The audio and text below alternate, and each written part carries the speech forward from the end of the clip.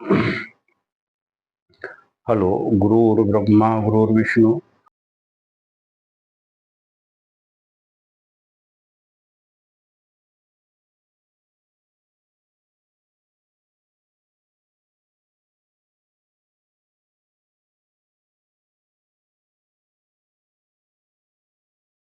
गुरुर्देव महेश्वरा गुरु साक्षात परब्रह्म तस्मै श्री गुरुवे नमः। सभी सनातन धर्मियों को और धर्म के प्रति आस्था श्रद्धा विश्वास समर्पण रखकर अपनी इच्छित मनोकामनाओं को पूर्ण करने वाले महानुभावों को शुभ आशीष और सभी शिष्यों को शुभ आशीष के साथ में आशीर्वाद।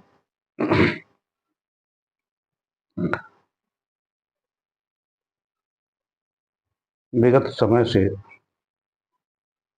जिन साधकों को दीक्षा प्रदान की गई है वह निरंतर साधना पथ पर अग्रसर हो रहे हैं और जिन्होंने 1.25 लाख गुरु मंत्र जाप करके सांभवी दीक्षा प्राप्त कर ली है, तो सांभवी दीक्षा के साथ में उनको ब्रह्मत्व मंत्र भी प्रदान कर दिया गया है। उनकी अब योग्यता इतनी हो गई है कि वह स्पिरिचुअल एजुकेशन में अग्रसारित हो सकते हैं। इसलिए मैं उन सभी साधकों को यह आदेश भी देता हूँ, सलाह भी देता हूँ कि दूसरा जो चरण है वह है चामुंडा साधना का, जगदम्बा साधना का। जिन साधकों ने यह क्रम पूर्ण कर लिया है उनके लिए नहीं है। अगर उन्होंने चामुंडा के 1.25 लाख मंत्र जाप कर लिए हैं और मंत्र जाप करके अगली कार्यक्रम में सम्मिलित होने के लिए व्यवस्थित हैं, उनके लिए नहीं है। जो साधक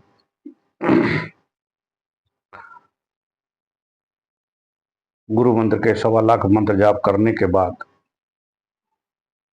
सांभवी दीक्षा प्राप्त कर चुके, उन्हें ब्रह्मत्व मंत्र मिल चुका है, उनसे मेरा अनुरोध है कि वह अपनी बॉडी की फिजिबिलिटी बनाएं, यानी शरीर में लचीलापन लाने की कोशिश करें ताकि उनकी जो कुंडली है वो ऊर्ध्वगामी हो सके। जब तक कुंडली ऊर्ध्वगामी नहीं होगी, उसके परिणाम सामने नहीं आएंगे कुंडली के, तब तक आप उत्तरोत्तर साधना, जगदम्बा साधना या अन्य कोई साधना संपन्न करेंगे तो उनके जो परिणाम हैं, जो उनके अनुभव हैं और उनके जो अनुभूतियां हैं, उससे आप वंचित रह जाएंगे। आपका शारीरिक, मानसिक और आर्थिक व्यय होगा। इसलिए आप योग में थोड़ी सी दक्षता लाइए। कपालभाति, भस्त्रिका और त्राटक को परिपक्व करिए। आपको मन को एकाग्र करने के लिए हमने एक प्रयोग बताया था, उस प्रयोग को संपन्न करिए। और कुंडलिनी से संबंधित हमने थोड़ा सा ज्ञान दिया है, वह कुंडलिनी से संबंधित उन प्रक्रियाओं को आप मेरे वीडियो को बार बार देखें। मैंने कई वीडियो में, करीब 7-8 वीडियो में मैंने कुंडलिनी से संबंधित और ध्यान धारणा समाधि से संबंधित व्यवस्थाएं बता दी गई हैं। आप लोग थोड़ा सा वीडियो देखते हैं, वीडियो देखने के बाद में आप उसे बंद कर देते हैं या पूरी तरह से आप उसको मनन चिंतन में नहीं ले जाते हैं। जब आप एक वीडियो को, जब आपके पास समय हो तो फुर्सत से एकाग्रचित्त होकर मेरे वचनों को आप सुनने का प्रयास करेंगे, तभी आपको वह लाभ प्राप्त होगा। वरना जैसे आम लोगों के प्रवचन वीडियो वगैरह होते हैं, उस तरह से आप ग्रहण करेंगे तो आपको वो चीज़ प्राप्त नहीं हो पाएगी।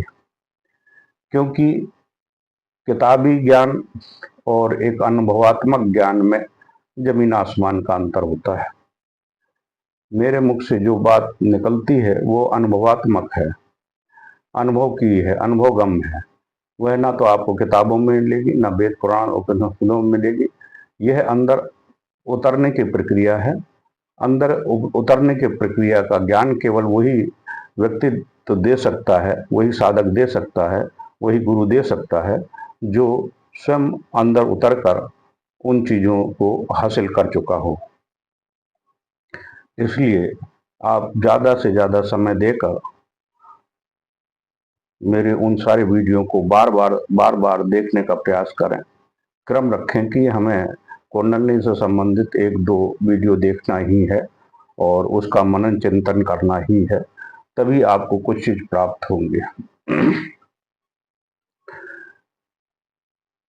अब ये अश्विन मास की नवरात्रि आने वाली है, उससे पहले श्राद्ध आने वाला है, तो मैं श्राद्ध से संबंधित कुछ तत्व देने के प्रयास करूंगा। आप सभी साधक तत्पर रहें और अपने मन बुद्धि विवेक को एकाग्रचित रखें कि जैसे ही मैं दूं आप उन प्रयोगों को संपन्न करें, ताकि आपके जीवन में जो पितृ दोष हैं या अन्य प्रकार के कोई दोष हैं वह पूर्णता के साथ में समाप्त हो सके। मैं विगत 3 सालों से यह श्राद्ध के समय की जो प्रक्रियाएं हैं, साधनाएं हैं, ज्ञान है, वह प्रदत्त करता चला आ रहा हूं और जिन साधकों ने अनुसरण किया है उनको उसका लाभ प्राप्त हुआ है। श्राद्ध के तुरंत बाद जब हमारी सामाजिक व्यवस्था है सनातन धर्म की, हमारे पूर्वजों ने ऐसी व्यवस्था बनाई है कि एक के बाद एक क्रम जो चालू होता है उसके पीछे एक रहस्य है। श्राद्ध से के बाद तुरंत नवरात्रि आती है, तो उसका भी एक विशेष महत्व है। वह महत्व ये है कि हम जब श्राद्ध करते हैं तो हमारे जो पूर्वज हैं उनकी हमें आशीर्वाद प्राप्त हो जाता है, उनकी कृपा हमारे ऊपर आ जाती है और वह उनकी कृपा दृष्टि, उनका आशीर्वाद हमें अपने जीवन में पूर्ण अनुकूलता और मनोवांछित मनोकामनाओं को पूर्ण करने के लिए बहुत ही सहायक होता है। इसलिए श्राद्ध में आप अवश्य ही श्राद्ध के कार्यक्रम को जो मैं प्रदान करूं, आप उसे अवश्य करने का प्रयास करें, जिससे आप पर पूर्वजों की कृपा प्राप्त हो। जिनके जीवन में पितृदोष लगा है उनके जीवन के पितृदोष भी समाप्त हो सके और उनका यथाउचित लाभ भी प्राप्त हो सके। इसके बाद तुरंत नवरात्रि चालू हो जाएंगी। उस नवरात्रि में जिन साधकों ने गुरु मंत्र जाप करने के बाद में शांभवी दीक्षा ले रखी है, वो चामुंडा साधना करने के लिए मेरे से आदेश प्राप्त कर लें और साहित्य प्राप्त कर लें। यह आपको साहित्य पूर्णतः निःशुल्क है।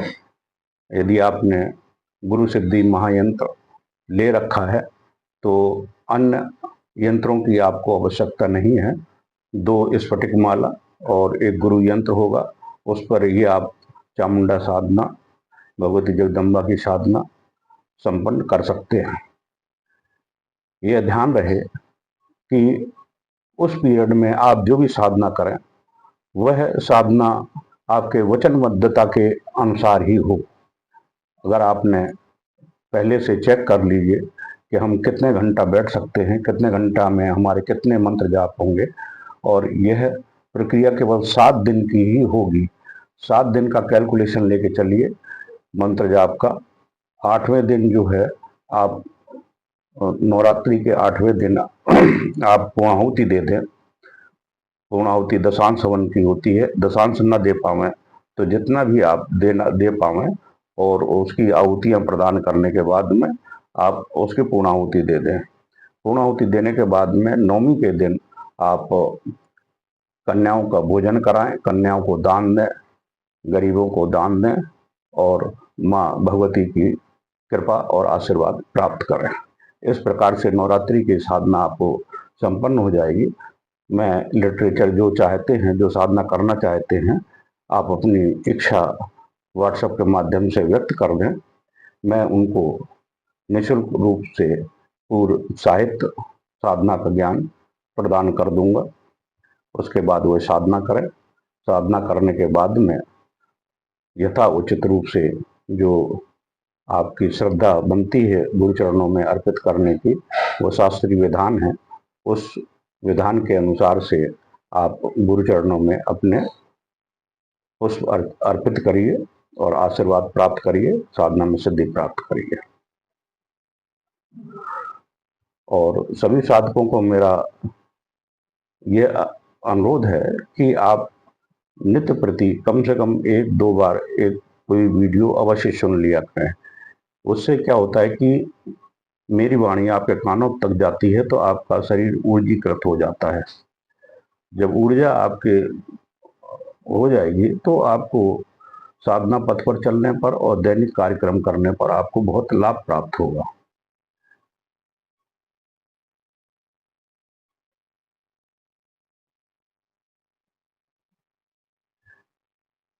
कई साधकों का मेरे पास में इस प्रकार से आया है कि गुरुदेव हम साधना तो करते हैं, साधना में बहुत सारे हमारे विघ्न उत्पन्न हो जाते हैं। तो मैं उन प्रक्रियाओं को भी स्पष्ट किए देता हूँ। ऐसा होता है कि कई साधक जब मंत्र जाप करते हैं और जब उनके मन की एकाग्रता अंदर उतरने की प्रक्रिया हो जाती है तो अंदर बाहर में तादम्य टूट जाता है, उनका एकाकार स्थिति नहीं बन पाती है। जब अंदर बाहर की स्थिति एकाकार नहीं हो पाती है क्योंकि वह बाह्य शरीर से अपने सारे कार्य करते हैं और जब साधना के दौरान वह उनका जो सूक्ष्म शरीर है वो चैतन्य होता है तो बाहर वाले शरीर से तादम्य टूट जाता है। नतीजन ये होता है कि आप जब मंत्र जाप कर रहे होते हैं तो वह मंत्र जाप ना करके आपके जिह्वा में दूसरा मंत्र चालू हो जाता है।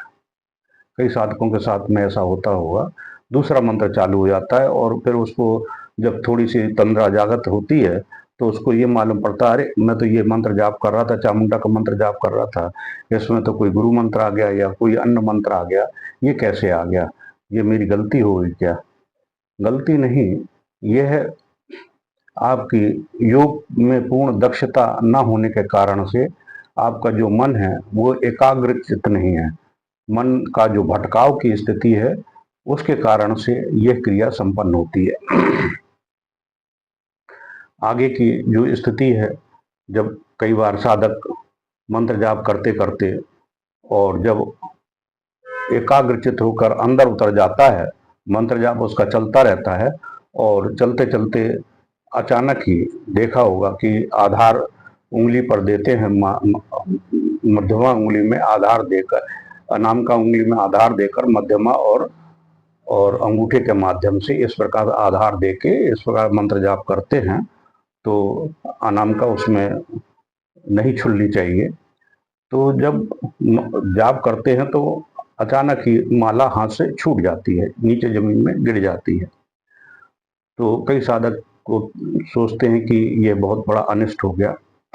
अनिष्ट नहीं हो गया, इसमें थोड़ी तुम्हारी तंद्रा का जो प्रभाव है वो थोड़ा सा डिस्कनेक्ट हो जाता है, जिससे आप जो एकाग्रचित्ता है मंत्र जाप के दौरान वो एकाग्रचित्ता आपकी भंग हो जाती है। नतीजन ये होता है कि उस समय जो आपने टारगेट रखा है 21 माला, 51 माला या 101 माला या 151 माला का जो आपने टारगेट रखा है उस दिन में, तो कम से कम आपकी ये मानिए कि अगर हाथ से माला छूट गई तो कम से कम ये मान के चलिए कि 10 माला का प्रभाव आपका समाप्त हो जाता है।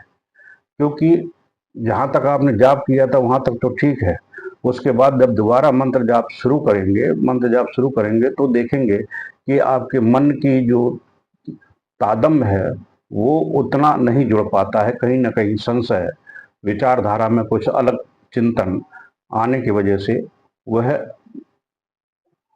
जो मंत्र जाप की जो प्रक्रिया है वह प्रभावित होती है। तो ये दो चीज हुई। तीसरी चीज होती है कि साधक जब मंत्र जाप कर रहा होता है तो मंत्र जाप करते करते अचानक ही उसकी नींद लग जाती है, और वह नींद नहीं कहलाती है, वह तंद्रा कहलाती है। तंद्रावस्था में साधक क्या होता है, अनकॉन्शियस माइंड में चला जाता है, अनकॉन्शियस हो जाता है। अनकॉन्शियस में ये है कि उसका ध्यान, उसकी जो सूक्ष्म शरीर है वह शरीर से बाहर निकल जाता है और बाहर निकलकर विचरण करने लगता है। उसकी माला वैसी के वैसी रुक जाती है, जहाँ स्थिर थी वैसी स्थिर हो जाएगी, क्योंकि वह उसकी जो आत्मा है वह मूल शरीर को छोड़ देती है और वह विचरण करना शुरू कर देती है।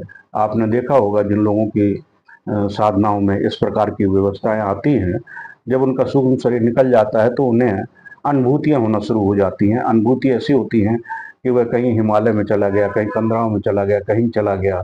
अगर उसकी दूषित प्रवृत्ति है तो वो कहीं अलग किसी अपनी प्रेमिका के साथ में, अपने दोस्त के साथ में, अपने कहीं भी वह विचरण करने लगता है, निकल जाता है।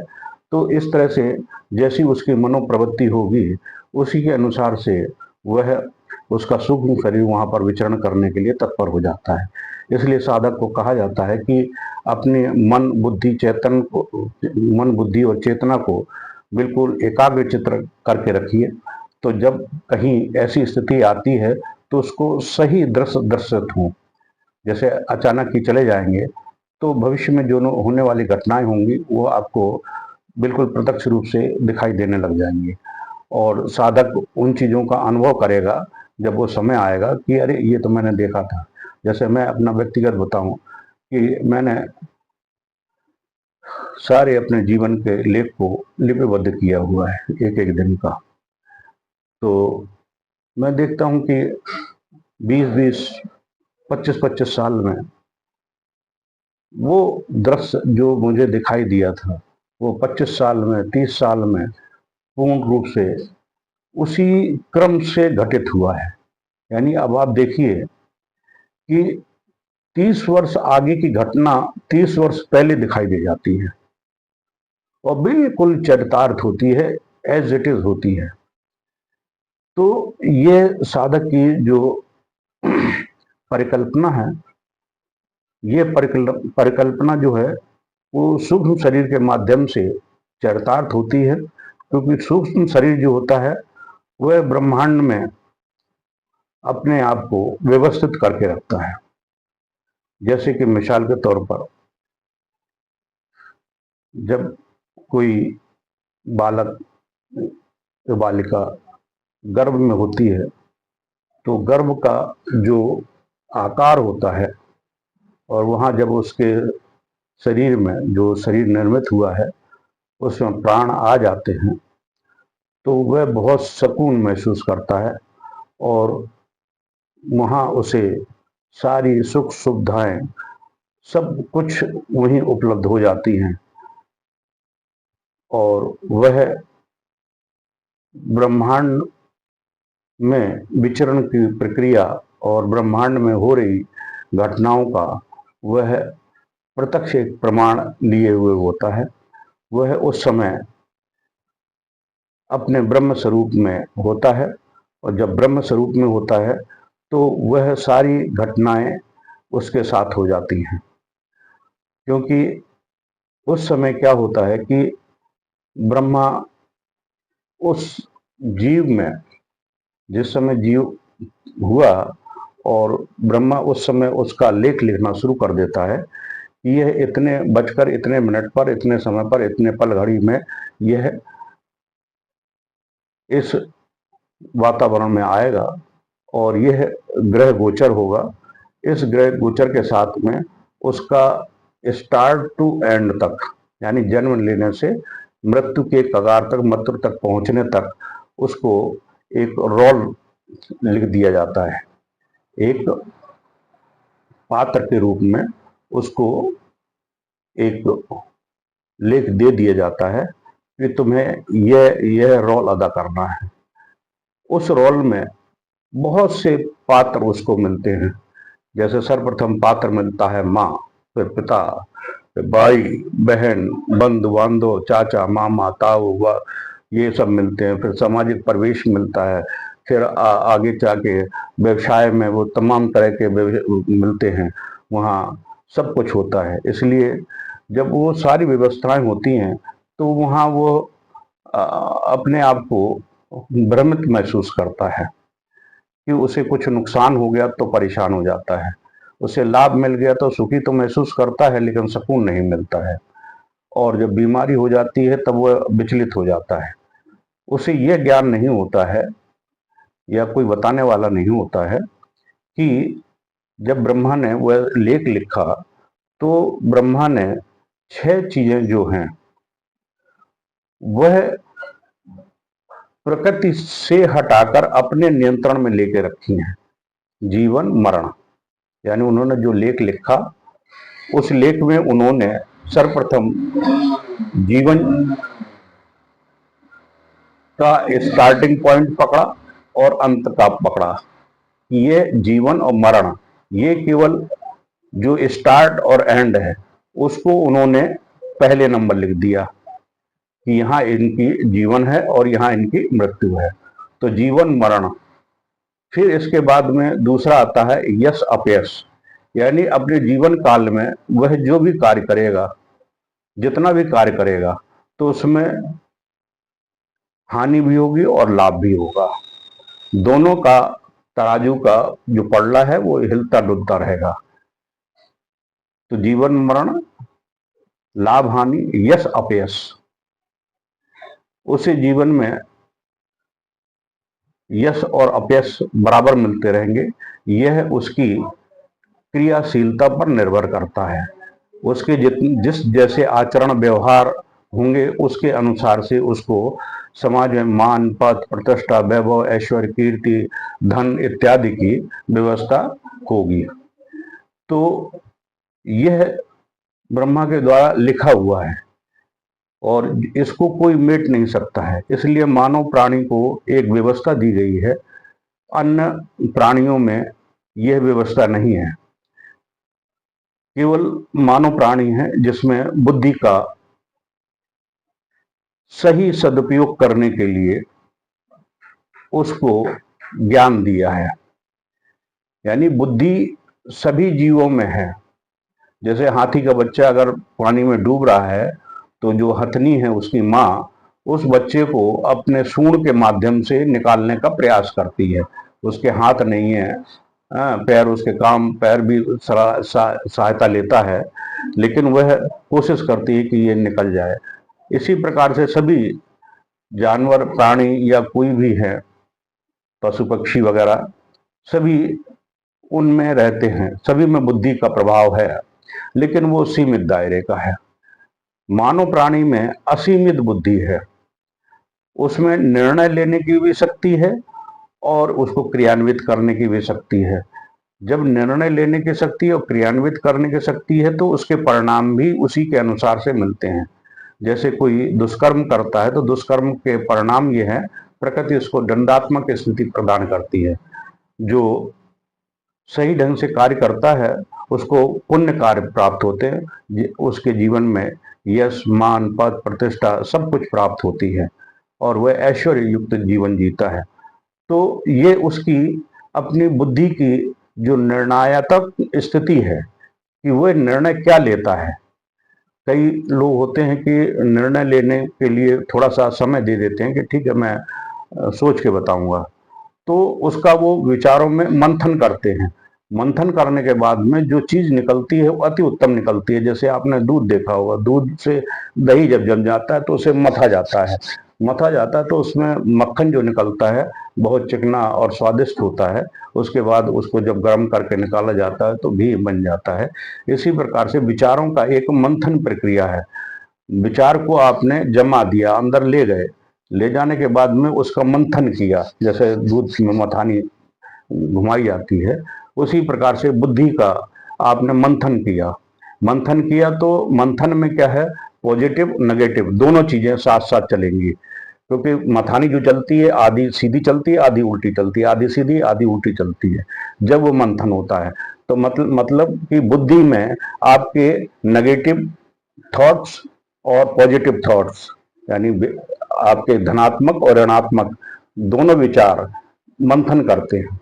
मंथन के बाद में आप बीच में बैठे हुए उन मंथनों से जो निर्णय निकलता है, उस निर्णय को आप पकड़ते हैं अपने बुद्धि विवेक के साथ में।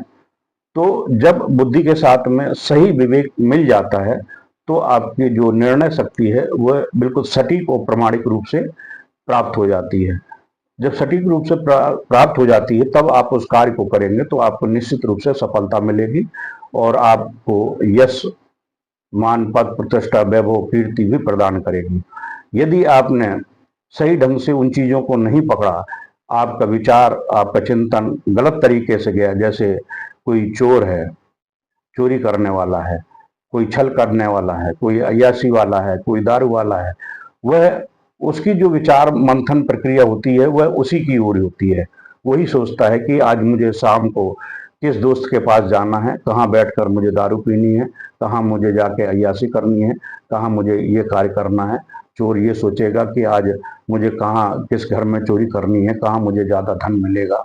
इस प्रकार से हर एक की अपनी अपनी व्यवस्था है, तो वो व्यवस्थाओं के अनुसार ही वह कार्य करता है, उसके अनुसार से ही उसको फल की प्राप्ति होती है। तो यह बिल्कुल क्लियर हो गया कि मनुष्य जैसे कार्य करेगा, क्योंकि बुद्धि और विवेक के साथ में जो कार्य करेगा, जैसे कार्य करेगा वैसा ही उसको फल मिलेगा। तो मैं केवल एक धारा में ही अपने आप को प्रवाहित कर रहा हूं, वह है साधक की प्रक्रिया। जो साधक अपने मन, बुद्धि, विवेक से गुरु चरणों में पूर्णतः समर्पित करते हुए अपने आत्ममंथन की प्रक्रिया करता है, और आत्ममंथन की प्रक्रिया में जो चीज उसके सामने निकल कर आती है तो उसके साथ मिलकर जब वह ध्यान प्रक्रिया में अंदर की तरफ उतर जाता है तो अहम ब्रह्मास्मि द्वितीयो नास्ति, जो हमने बीज मंत्र दिया है शांभवी दीक्षा में, सोहम, इसका उच्चारण करने की जो विधि बताई है, उस विधि से वह जब सोहम का जाप करता है तो वह स्वयं सृष्टि बीज से, यानी नाभि चक्र से, मणिपुर चक्र से उठकर वह अनाहत चक्र में जाकर स्थापित होता है। जब अनाहत चक्र में जाकर स्थापित होता है तो अनाहत चक्र के दल जागृत होना शुरू हो जाते हैं, और वहां पर जब सोहम माँ का वो गुंजरण करता है तो वह गुंजरण की प्रक्रिया उसके शरीर को फुल्ली वाइब्रेट कर देती है, पूर्णता तरंगित कर देती है। और सोहम के बाद में जब वह और ऊपर की ओर जाता है और त्रिलोकी मंत्र ओम, जहां ब्रह्मा, विष्णु, महेश, महासरस्वती, महाकाली, महालक्ष्मी का एक संगम बिंदु के रूप में उस ओम को अपने आज्ञा चक्र में स्थापित करते हुए उस कुंडली को देखता है, और जो कुंडली का विशिष्ट मंत्र है उस मंत्र का जाप करता है, और उसको मूलाधार से सहस्त्रार, सहस्त्रार से मूलाधार, ओम कुंडली महामाय महाशक्ति रूपेण मूलाधारे तो सहस्त्रार्थ, सहस्त्रार्थे तो मूलाधारे, समस्त चक्र जाग्र जाग्र त्रोटे त्रोटे दीपे दीप हुम फट स्वाहा।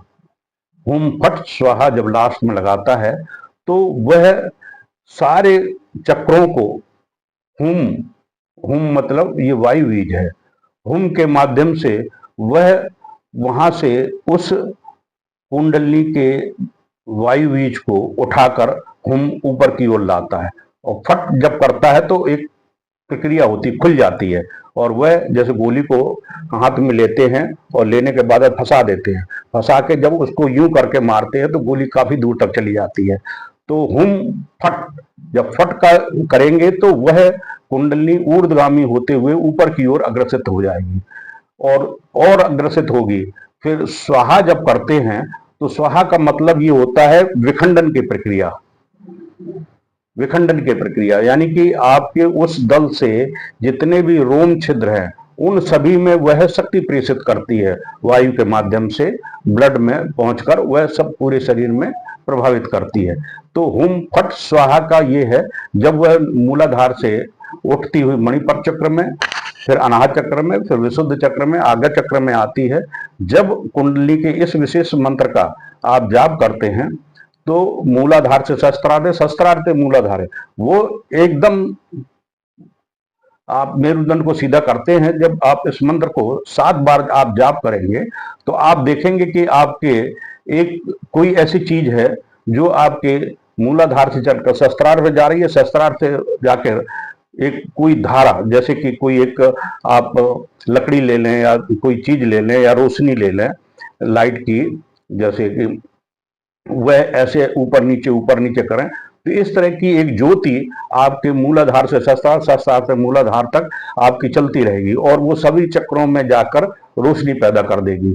जैसे ही रोशनी पैदा करेगी तो आज्ञा चक्र में जैसे ही जाती है तो आपकी गुदगुदी होती है और वहां एक गुदगुदी होने के साथ साथ में एक कंपन की प्रक्रिया होती है, जो मैं पिछले वीडियो में बता चुका हूं कि वहां पर वो रोशनियां दिखाई देने लगती हैं और उसका जो मस्तक है वह दैदीप्यमान होना शुरू हो जाता है। आम लोगों से उसका चेहरा एक विशेष आभा लिए होना शुरू हो जाता है, उसके चेहरे पर एक आभा दिखाई देने लग जाती है और वह शस्त्रार्थ में जाकर उसका भेदन करता है। हुम फट स्वाहा, ओम कुंडली महामाय महाशक्ति रूपेण मूलाधारे सुशस्त्रार्थ शस्त्रार्थ मूलाधारे समस्त चक्र जाग्र जाग्र तोटे तोटे दीप्ते दीप्ते हुम फट स्वाहा करते हुए जब हुम फट स्वाहा यहाँ करता है तो वह फट स्वाहा का देखेगा कि वहां पर एक गुदगुदी सी होती है, ऐसा लगता है कि कोई चीज वहां से आकर इस तरह से घूम रही है। आपके मस्तिष्क के जितने भी कोशिकाएं हैं, जितने भी तंतु हैं, जितने भी संवेदनशील तंत्र हैं, क्योंकि मस्तिष्क से ही सारा शरीर में संवेदनाएं जाती हैं आती हैं, तो वह जो प्रक्रियाएं हैं, जो संवेदनाएं हैं, वह आपके नियंत्रण में हो जाती हैं। जब आपके नियंत्रण में हो जाती हैं तो वह साधक ध्यान की प्रक्रिया में परिपक्वता को हासिल कर लेता है। जब परिपक्वता को हासिल कर लेता है तो वह जो मूल मंत्र जाप कर रहा होता है, वह चाहे चामुंडा का हो, चाहे 10 महाविद्याओं में किसी महाविद्या का हो, चाहे अन्य साधनाओं में अप्सरा साधना, याक्षिणी, योगिनी, भैरव इत्यादि साधनाओं में जो भी मंत्र जाप कर रहा होता है तो उसे तत्क्षण साधना में सफलता के संकेत प्राप्त होना शुरू हो जाते हैं। और जब साधक का शरीर से 2 तत्वों का लोप हो जाता है और वह त्रिवर्गात्मक हो जाता है, मैंने पिछले वीडियो में इन चीजों को स्पष्ट कर दिया है, अब इसको यहाँ बताने की आवश्यकता नहीं है। तो वह जब त्रिवर्गात्मक हो जाता है तो जितने भी देवी देवता हैं वह भी त्रिवर्गात्मक हैं। आपकी इक्वलिटी यानी वो भी त्रिवर्गात्मक है, आप भी त्रिवर्गात्मक हैं, तो आप उस त्रिवर्गात्मक स्थिति से आप उनसे साक्षात्कार कर सकते हैं, उनके साक्षात दर्शन प्राप्त कर सकते हैं, उनसे आप वार्तालाप कर सकते हैं और अपना मनोवांछित मनोकामना सिद्ध कर सकते हैं। यह एक आज गुणतम स्थिति थी, जो साधकों की संशय वाली स्थितियां थी उसको मैंने प्रकट कर दिया है और यह अत्यंत दिव्य ज्ञान है। आप इसे ज़्यादा से ज़्यादा साधकों में पहुंचाने का प्रयास करिए, जिससे हमारी सनातन की जो प्रचार प्रसार की व्यवस्था है वह सुदृढ़ हो सके। आप सभी ने जिन्होंने श्रवण किया है, आप संकल्प लीजिए कम से कम एक माला यानी 108 लोगों को आप सब्सक्राइब अवश्य करिए, जिससे कि वह माने ना करें कि आपका सब्सक्राइब कर दीजिए, स्वामी ईश्वरानंद का चैनल है ये, सब्सक्राइब कर दीजिए, तो वो कभी ना कभी देखेगा, कभी ना कभी वो सुनेगा, मेरे शब्दों को सुनेगा तो अध्यात्म का बीज जैसे उसके अंदर जाएगा तो प्रस्फुटित होना शुरू हो जाएगा। वो तुरंत नहीं करेगा तो कुछ दिनों बाद वो एहसास करेगा। जैसे कि मिसाल के तौर पर डॉक्टर नारायण श्रीमाली गुरुदेव का जो प्रवचन थे उस समय भी चल रहे थे, लेकिन कोई नहीं जानता था। आज वो चले गए तो आज ललायत होते हैं कि उनके एक एक शब्दों को सुनने के लिए दुनिया ललायत हो रही है। और दुनिया ललायत हो रही है तो आज की जो नई पीढ़ी आ रही है वो अपने आप को कोसते हैं, काश हमारा भी जीवन ऐसा होता कि मैं स्वामी निखिलेश्वरानंद के, डॉक्टर नारायण श्री माली जी के श्री चरणों में बैठकर वह पुण्य अर्जित कर लेता।